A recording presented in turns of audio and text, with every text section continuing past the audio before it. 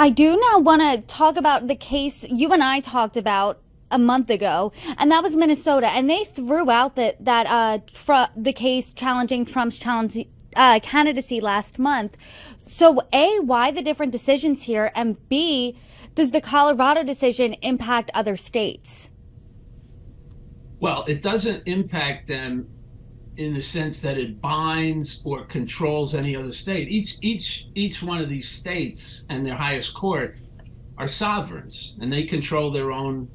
They interpret their own law. They don't have to follow. Minnesota kicked it out or ducked it by saying that basically the political parties control the primary process, and that until Trump becomes the nominee and has to be placed on the general election ballot, it really isn't ripe for decision because the parties decide who goes on the ballot in the primary. Now this raises an interesting issue in Colorado because what I've heard, and I haven't seen this reported, but I've heard that one of the things the Republicans are considering doing in Colorado is changing their rules to provide that the nominee be selected by a caucus instead of a primary, which would mean that they could remove his name from the ballot and select him through the caucus, and it would be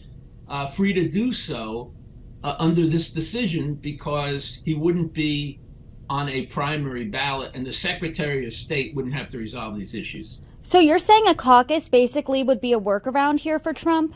Yes, at least in Colorado. The majority opinion we've noted that this is really uncharted territory. So, how tricky does that make this? Extremely tricky because there's no controlling precedent to look at, or there's no even analogous precedent to look at. The cases that I reeled off in the beginning, none of those reached the merits.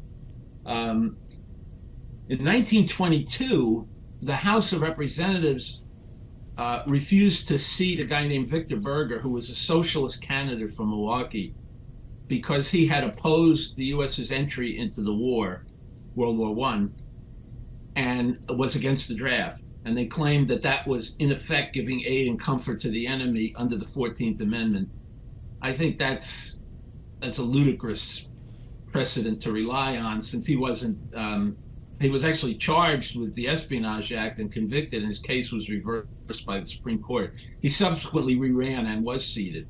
So we don't have any experience with this. And, as a result,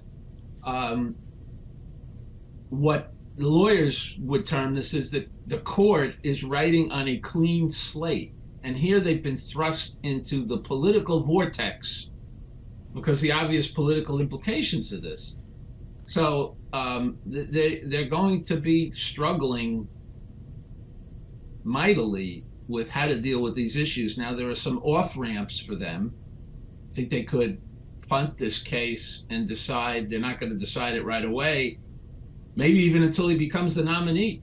That's another issue here is, when does this get decided? Does it get decided at the point when he tries to put his name on the ballot? Does it come when he's elected, if he is? And who decides that? So we're all searching for answers, and while this court has supplied the answers for some of them, the Supreme Court hasn't been heard on any of this.